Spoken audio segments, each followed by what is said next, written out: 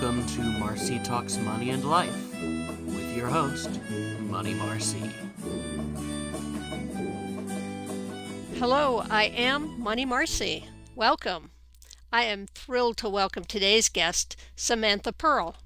Samantha is the owner of My HandyMa'am Home Repairs and Renovations and co-host of the How to HandyMa'am podcast. She has a Bachelor of Arts in Business Administration from Olivet College, which she describes as an awesome little school whose mission is to teach students to do good in the world, and an MBA from Cornerstone University, as well as being licensed as a residential builder in Michigan. She's handy as heck and passionate about teaching women to care for their own homes. Welcome, Samantha. Thank you. Thanks for having me, Marci. I'm thrilled to have you. I consider myself a bit of a handy woman, so I'm thrilled to be able to talk about this in broader terms, and hopefully between the two of us we can empower more women to take care of their homes and the fix-it things and save that money. Yeah, definitely. Oh, there's a huge amount of opportunity to save money. As well as job opportunities. Yes, absolutely. Yeah, that's what we found. We created those opportunities for ourselves, and a part of our push in educating women is to create some easier pathways for others. Okay. So what made you decide to go into construction and become a residential builder? Because you went to school for business administration. Yeah. Did you think you'd end up here? Definitely not. Like many of the things that have happened in my life, it's been a sort of a meandering process and stumbling into those areas. My husband is a pastor, and we were relocated to the St. John's, Michigan area in early 2020. So we moved to St. John's about 6 weeks before COVID started. We bought a 175-year-old house, and I knew I'd be changing careers at that point because my job was too far away to drive once we made the move. But at that point, I wasn't sure what it would be. So we were at the house, tearing it apart, getting ready to have contractors come in. And we actually had an opportunity to have 3 contractors come in. But before we even got estimates, the COVID shutdown started. So here we were with our entire house torn apart, plaster dust everywhere, nothing but boards and studs on the walls, and thinking, what on earth are we going to do now? And, it's funny, in the first couple weeks of the pandemic, people thought it'll be a couple weeks and then things will be back and running again. And then after that, for a while, we're like, will things ever be normal again? And that was really the point at which we realized however long it took for contractors to work again was going to be too long for the situation our house was in. So we began to put it back together ourselves, and we're pretty astonished. My daughter, Emily, was helping me, working full-time with me while Jim was at his new job. We just fell in love with what we were doing. It took us about 5 months to put our house back together. By the time we got to that point, we were able to have the flooring done by someone else and our windows replaced. But pretty much all the other work we did ourselves, and decided to buy another house to flip because we enjoyed it so much.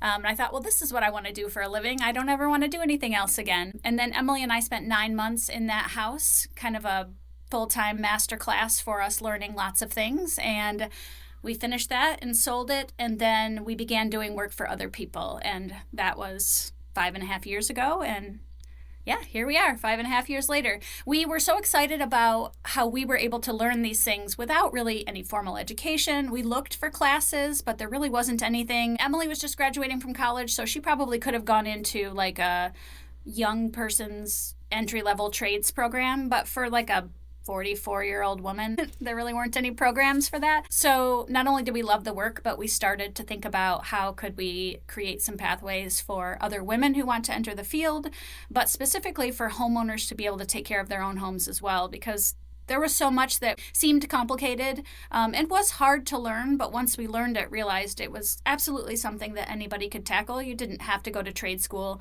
to do most of the things that we tackle in our own houses, and we just feel like women could benefit from knowing how to take care of their own homes from an independence standpoint, and definitely from a financial standpoint. So were you handy going into this? Were you someone who picked up a hammer and did things anyway, or were you starting from scratch? I had the aptitude, definitely. I grew up in a pretty poor family, so we did a lot of things ourselves. If you wanted nice things, you had to fix them or build them yourself. But I had worked in management and administration, and like so many hours there really wasn't time to do any of those kinds of things. So I hadn't done a lot, but I did have the aptitude for it. I come from a family of tradespeople, so my grandma was the first licensed female plumber in the state of Michigan. And my grandpa was a plumber, my uncles were plumbers and carpenters and HVAC technicians, so there's a lot of the aptitude in our family. And was that resources as well for you could call? Because during Definitely. COVID, during shutdown, when you were learning how to do these things in your house, I assume there were times you needed an extra set of hands or an extra set of eyes that knew a little bit more than you were doing. Yeah, my brother Lou, who unfortunately passed a couple of years ago, was amazing. He's 10 years older than me, so I'm the baby of 8. There, and so I'm quite a bit younger than him, but he had a lifetime of experience, and I could call him and say, this is this weird thing, and I've watched all the YouTube videos and looked on Google, and I'm not sure what to do next. And yeah, it was wonderful to have him to tap into. And then my brother-in-law, Mike, too, who works in Veterans Administration roles, but he is incredibly handy and also very helpful. So it's really nice to have people that you can go to, and that part of what we're doing with creating education for women is to be the people that they can go to when they're in those situations. That's awesome. And of course, to be the person that can also be hired. Your company does a lot of work. You're not just educational, you are hands-on tradespeople. Right. Yeah. So I have 10 employees. 9 of them are women, and we work in the field full-time. We run a remodeling business. We have, over the last 3 years, we've trained, we take on apprentices in paid positions. So over the last 3 years, we've trained 6 women who work at full-time in the field. That's kind of our limited but very deep kind of educational training, and then the rest of what we do is a little more shallow but can impact a lot more people. That's so awesome. And that's what I'm trying to do a lot with my financial literacy, is knowing these things, understanding these things are things you need to know how to do in real life to save yourself time, to save yourself money, aggravation, and to just move yourself forward. I was the go-to person for many of my friends when they bought furniture from IKEA. And it's stunned me that people didn't just know how to put these things together, because that's how I was raised. Growing up, we were my dad's extra set of hands, and then, you're going to do a little bit more and a little bit more. It's so nice to not have to call someone in for the smaller jobs, or be able to understand what they're talking about and what you need when you have bigger jobs. I think that's great, and the opportunities that you're creating. So let's talk about how doing your own home repairs can save money and help you free up. Now we get to the financial resources, because if you do it yourself, where and how can people learn to do these, and what should they be afraid or not afraid of to do their own home repairs? Yeah, so there are some projects where the materials are incredibly costly, but most home projects at any level, it's the labor and the expertise that you're paying for. So if you can provide both of those for yourself, nearly any project can be within your budget. So gotta love it. For those listening, Morgana, my cat, has just decided to join me. Let's pause for a quick break. Are you writing a book? Do you need an extra set of eyes on it? To make sure it's going in the right direction, to catch problems you really need to fix? I can help with that. This is Karen Martinez, professional editor and frequent guest on Marci Talks Money and Life. I offer a special service, the extra set of eyes. I help you bring your ideas to life by asking insightful questions and checking your structure, theme, and tone. Call 480-485-7780 or go to myextraeyes.com. That's 480-485-7780 or myextraeyes.com. A simple example is a toilet. So a lot of times toilets will leak because over time the bolts will loosen, the caulk loosens, and the toilet begins to rock. And then many people don't know this, but what keeps your toilet from leaking out the flushed materials is a wax ring. It's just a ring of wax, and they cost $5.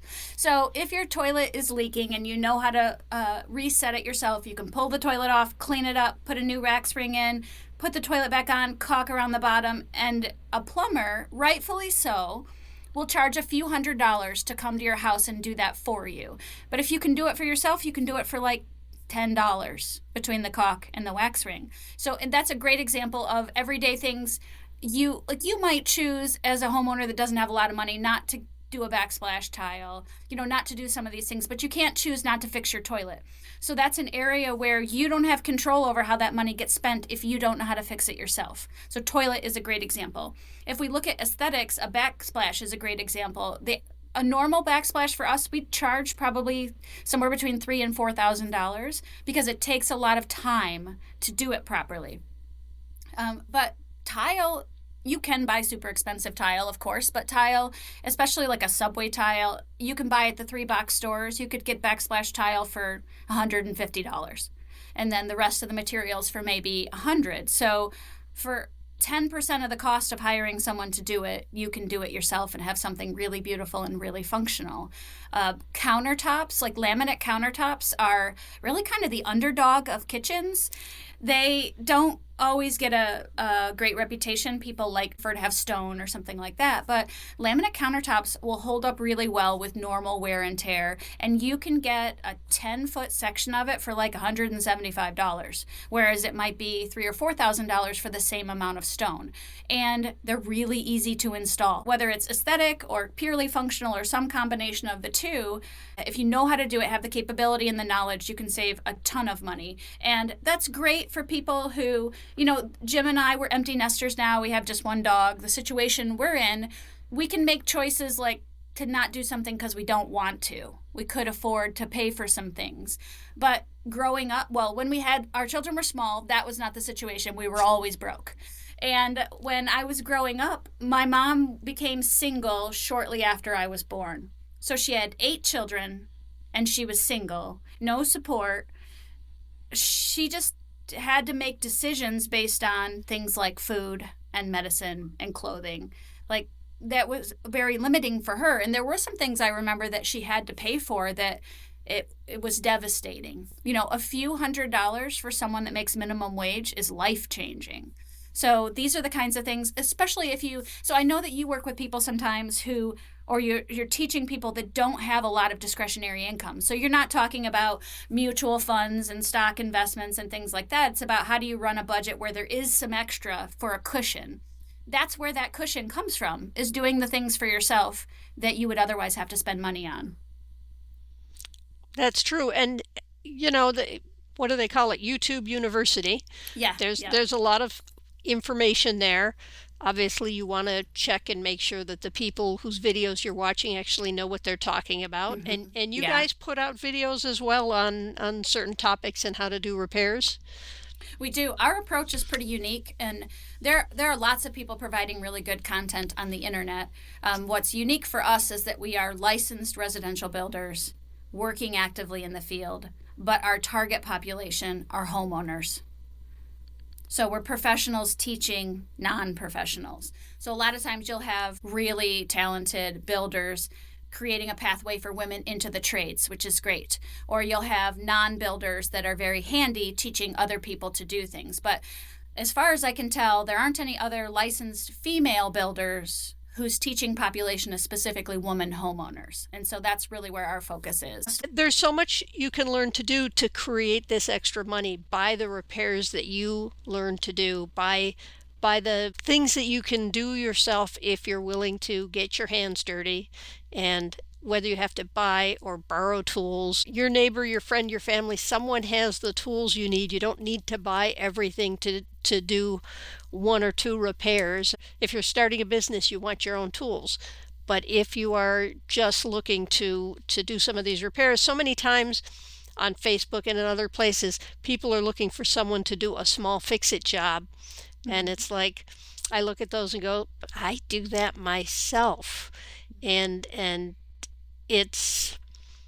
I want people to feel empowered to move forward and do these things, take control of these things. As you said, it helps to create that extra cushion of income, or at least decrease the lack of income, because that's Yes. one more thing you didn't have to spend on.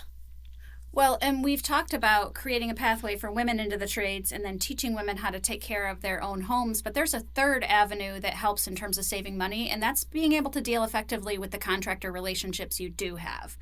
So one great example is we have a listener that DM'd us and just said, any chance you'd be willing to hop on a FaceTime call so we can just talk through something that's happening? We've had a lot of contractors look at, and something doesn't seem right. So we did end up getting on a FaceTime call with her, and they moved into their house 4 years ago, and they've had a sewer smell since they moved in. They have now had 3 or 4 contractors and have spent $6,000, and there has been no change. So it's frustrating because they don't have $6,000 to just throw away on whatever, and they have spent that money and still don't have their problem solved, which is very frustrating. So we were able to just, it's like being, I don't know if you have noticed this, but sometimes you have doctors that are really good diagnosticians. They know the right places to look and the right questions to ask. They don't need an MRI to know you have bursitis, things like that. Well, the same is true for home repairs. You can learn to do this for yourself, but what we did with her is walking through, okay, walk me to where the smell is coming from. Is it stronger if you get down on the floor and put your nose right next to it? Is it stronger or is it weaker? We just walk through, okay, in what weather do you smell it? Is it worse? Is it when it's hotter? Is it when it's colder? Is it when it rains? Is it when it's dry? We just walk through those kinds of things, and she probably has either a broken sewer pipe or a broken septic tank. And there's a $200 camera line inspection she could get that will tell her the answer. And that should have been the first thing that was done 4 years ago. So she didn't need to spend $6,000 on that. But she has contractors telling her either, it's fine, sometimes sewers smell, or not paying attention to the fact that she has a sinkhole 20 feet from her septic tank, and her house settles so much that every 6 months they have to move the latch plates on their doors. So something like that is a pretty big deal. If you've got the house here and the septic tank here and a sinkhole over here, you're going to have a lot of movement in the ground. Your septic tank is very likely to be cracked. Something is broken. Something is broken, yeah. So as a homeowner, and as a female in particular, and we love the guys in our lives, but there's no question that men do not treat women with the same respect as when they're dealing with male homeowners. So they will tell you, that's not possible, when it is possible. It's just hard and a pain in the butt, and they don't want to do it, Or they'll say, it's fine, when it's not fine. And so for homeowners to know something's not right, and to be able to say, no, you didn't fix anything, I'm not paying for this, let's keep going until we figure out what's actually wrong, can save a huge amount of money, even more than what you can save doing work yourself, because the contractor work is where you're going to spend a ton of money. So if you know how to advocate effectively for yourself and how to know red flags and green flags with your contractors, you can really protect your family and your finances in a way that can be life-changing. That is so important. And that'll just carry over into every other aspect of your life. If you bring that confidence, I have important things to say. I have real things to say. What I am saying, what I am questioning, this all matters. And a lot of times, women, when they're dealing with men, they just aren't on a level playing field to start with. And they're just not heard as well. No, and I think about, Jim and I, my husband isn't very handy with anything, and, neither one of us are handy with cars. And so we drive newer vehicles. They're nice to drive, but primarily because nothing goes wrong with them. So we had a lot of experiences early in our marriage where we had bad experiences with car repair, because we don't know anything. So you could make up a part in my car and say it's broken. I wouldn't even know that part doesn't exist. So it can put you at a real disadvantage when you have a lack of knowledge and a lack of confidence combined. You rely on contractors who you don't know, and you don't know for sure if they're trustworthy. You rely on them, and sometimes that's devastating. Let's pause for a quick break. Hello, my name is Otis Lewis Wilson Jr. I am the host of OLWJ Captivation, the podcast featuring boundless superstars and other individuals who are capable of helping you to achieve maximum success with your mind and your money. The podcast can be found on Amazon, Apple, Pandora, Spotify, and other major podcasting platforms. When you check it out, be sure to hit that subscribe button. It's OLWJ Captivation. We had a customer of ours that had a couple of decks off the back of her house that were actually unsafe. They weren't even unsightly. They were just unsafe. They were like 15 feet off the ground. She had pretty high, like second story. And they were built with 4x4s that were twisting and cracking. And that lumber is not adequate for that height. And so she had to have them rebuilt. And she had a company come in and they said, we can do this for you in a reasonable amount of time, but you have to pay all of it up front, which is never okay. Not ever okay. So they took her money, they did a completely subpar job, and then they went out of business. And she doesn't have any leverage. She's already paid them everything. But that deck wasn't very unsightly either. It was just also extremely problematic. So she had to pay somebody else $10,000 to fix that. Right, and that's not a 2-foot deck. You said that's 15 feet off the ground? 15 feet off the ground, yeah. You better be safe if you're 15 feet off the ground. Yeah, and she had one deck was big and looked like a normal deck, and the other one she basically had like a catio built on it for her cats. But the windows, if you push on the windows, they would flex outward, which is very dangerous at 15 feet off the ground. And he was like, that's normal, all windows do that. Well, no, windows don't. The window and the wall, neither one of those things should move when you push on them. Just the audacity sometimes. And I'm not ragging on guys. It just they have the unfortunate designation of being 97% of the workers in the field. So normally when crummy stuff happens, it's a guy that did it in construction. Well, and that makes sense. I mean, just the sheer volume. You can say 2% of them do it, but chances are, with the odds, that 2% is going to be guys. Yeah. So for her, had she asked us about it ahead of time, I would have told her under no circumstances should you ever pay for a job like that up front. Materials is reasonable because you should not expect your contractor to pay for your materials. So 100% of materials, and they should get delivered to your house. And then anywhere between 25 to 50% of labor, that's reasonable. That's not unreasonable, provided the last payment doesn't get done until you're completely satisfied with the job. So you maintain some leverage, some financial leverage in that situation. Unfortunately, we didn't talk to her before it happened, but after. Yeah, and that's another reason that you should always get more than one bid when you're doing a job. The larger the job, the more important it is to get references. Hey, I worked with this company before, or get a couple of bids so you can say, wow, this one has me paying all up front and this one doesn't. What's going on here? It can help you view the red flags if you talk to a couple of different people. Yeah, the episode that we aired last week was contractor red flags and green flags. And some of the things is to know is if someone wants you to make a decision in a hurry, that's a sales tactic. You should never make a decision in a hurry. They will offer, $1,500 off. Jim and I, we just made the decision, any contractor that wants us to make a decision while they're at our house is just an automatic no. And then anyone who offers huge discounts, you should definitely be suspicious of, because most contractors, we don't offer discounts because we're not pricing in such a way that we could offer a discount. We've given you what it makes sense for us to run a business with integrity and provide quality service. We're not building in $15,000 extra, so there's no way I could give you a discount like that. So, anyone who wants you to hurry, anyone who gives you kind of a sense of urgency about losing out on something, that's just not a contractor you want to work with. Anyone who asks for an unreasonable amount of money. And then the big one for us is if a contractor does something that makes you uncomfortable, whatever that is, you ask for more information and they say no, or you want to talk to former customers and they say no, whatever the case is.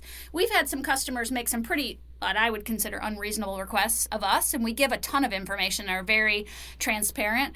But in the end, I remember it's their house. They're inviting us into their home. So, if it's something crazy that just isn't workable for us, we'll just decline because it doesn't work for us. We're just not the right contractor for them. But if a contractor wants to pressure you into doing something that makes you uncomfortable, or if they are unwilling to accommodate reasonable requests, it's not going to get better. It's only going to get worse.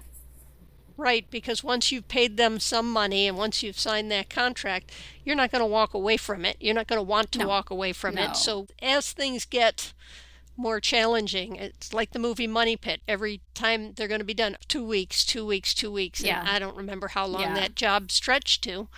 But it's people don't like leaving the money on the table that they've already spent, and so it's hard for them to walk away. So you want to do your research before you give money and before you sign a contract of any kind.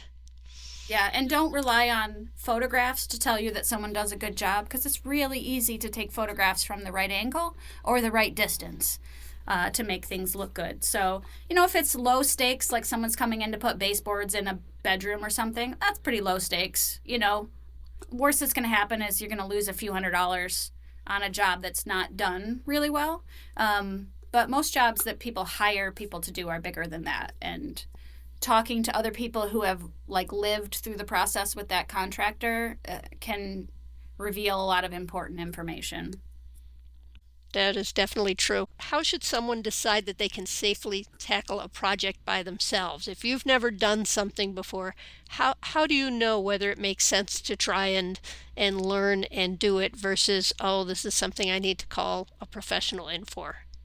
I think the most useful thing is to ask yourself, what are the consequences if I do the worst possible thing? So if you're going to run new electrical wires in your house and the worst possible scenario is you could burn your house down, it's probably not a good chance for you to take. If you're going to change out a faucet and it might leak, but it's going to leak under your sink and you're going to see it, that's pretty reasonable. But if you're going to fix some plumbing in the wall and then drywall over it, you're not going to know for a while if it's a problem. That's probably something you shouldn't tackle. So we still do this in business when we're tackling things we haven't done before. We ask ourselves, can we live with the potential consequences, both financially and emotionally? Can we live with the potential consequences? If the answer is yes and we want the knowledge, then we'll go after it. If the answer is no, there are some things we'd like to be able to do for our customers, but we know we're not the right people for that, and the consequences of doing it wrong are more than we can manage for us from a customer service standpoint or from a financial standpoint. Yeah, so for homeowners, another good consideration, so some things are just aesthetic, but if you have to spend $6,000 on materials, and you might do it really poorly, for you could probably spend, $6,000 is a good investment in a professional. So you might make that decision also just about expensive materials. We have done 2 jobs in the last year where the tiles were 2 feet by 4 feet, so huge. They weigh 50 pounds a piece and cost $125 a piece. So before we did this for a living, I would have tried sheet tile or subway tile. I would not have taken a risk with $125 tiles. Sometimes it's financial, sometimes it's a safety risk. Well, those are good guidelines. They make sense. And then I think something important that a lot of people are going to want to hear or not hear is things you should be considering when you are doing projects if you are looking to the future and wanting to be able to age in place. Yes, that's very important right now, especially with interest rates kind of out of reach for a lot of people. People are not eager to move, especially if you're, in retirement age and you've been in your house for a long time. You probably have a pretty nice interest rate, or your house is paid off. So you don't want to just move if that's going to require a mortgage at 6 or 7 or 8% interest. So making changes to your house is going to be more affordable, even if you have to take a home equity line of credit, but then only the line of credit is at 5 or 6 or 7% and not the main mortgage. Our niece and nephew are doing the same thing right now. They're doing a giant, a $200,000 addition on their house. And I asked them, just out of curiosity, why they chose to do that, because they're going to have to move somewhere else for 6 months. And so why did they choose to do that instead of buying? But they have a 3% interest rate on their mortgage. So they're this is cheaper than buying another house, even with renting someplace to live for 6 months. The difference in the interest rate is so substantial that it makes more sense for them to do that. So as we're thinking about aging in place, part of it you can do as you're doing renovations just all along. So if you're going to do a renovation in a room, like a bathroom, and you don't need grab bars right now, but the wall is open, that's the time to put the backing in that you're going to need for the grab bars that you'll put in later. If you are replacing your front door and you're already spending a couple $1,000s, that's the time to be thinking about, is this door 36 inches wide? Is this an opportunity when I'm already spending money to put it into making it, aging in place friendly at this point? And then there are lots of really small things you can do to stay in your house. One of the things that people have the most trouble with aging in place is mobility, fall risk, and then just navigating their house.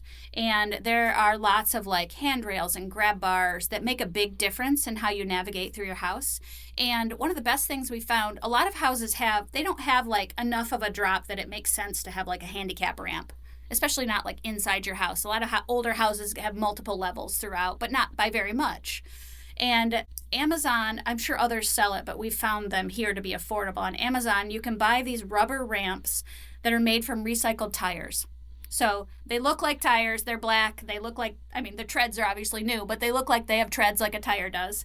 And they're incredibly heavy. But what's great about that, they come in a variety of widths and depths and heights. So if you have a 3-inch transition from one room to the other, you can just buy the one with a 3-inch rise, and then you just lay it on the floor right in front of that. And you don't even have to affix it. They're so heavy, they don't move. We use those a lot in people who don't want to leave their homes. They need a little bit of help, but they're not all the way to needing like something really significant. So there are lots of little things you can do to your house to stay in place, and you should definitely be thinking about it. No matter what age you are, if you're making any kind of change to your house, if there's a way to modify it to make it easier to age in place, whether it's for you or to make it more attractive to the next people who buy your house, then those are important things to consider as you're going along. What's interesting is a lot of things for aging in place are convenient for if you have little children as well. Yes. Or like, we're moving my daughter Hannah into her first house, and last weekend I fell down her stairs. She has a section of stairs that don't have a handrail. We were in and out in the snow, then in the house on the hardwood floors, and back out in the snow, and so everything's wet.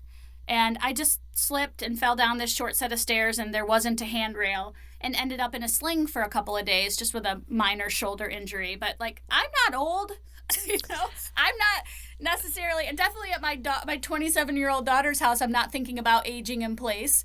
But simple things like that. Sometimes people have a temporary injury that has nothing to do with age, and they can't come home. We had a customer who could not bring her husband home after knee surgery because they didn't have any facilities on the first floor. Everything's on the second floor. Their bedroom, the only bathroom, those kinds of things. And he wasn't old. It just happened to be situational. So, yeah, those things aren't just for old people. Does your daughter have a handrail now? Not yet. I had just fallen and hurt myself. So this weekend we'll be installing the handrail. Yeah, it's great to catch things when you can. Samantha, is there anything you want to mention that maybe we have not covered yet? I would just say part of what we're doing is not just teaching women ourselves, but building a community of women who can come together, and you have a place you can go and ask. So on Facebook, our group is How to HandyMa'am. So that's ma'am, M-A-A-M. So if you want to join other women and learn, you could just lurk in the group and learn things from other women, or get advice from us too. We're there to answer questions. If you need a place to go, like where do I even start, then that is a good community of women to join. There are maybe 700 or 800 women in that group who are available to help each other. Oh, that's awesome. Samantha, thank you so much for being my guest today. We appreciate you taking the time to join us here. No, thanks for having me, Marci. To my listeners, I will be sharing a link to Samantha's information and her group in the show notes. Please check her out. She shares a lot of interesting information. And don't forget to subscribe, leave us a review, and stay tuned. I'll see you next time. This has been Money Marci on Marci Talks Money and Life. You got this.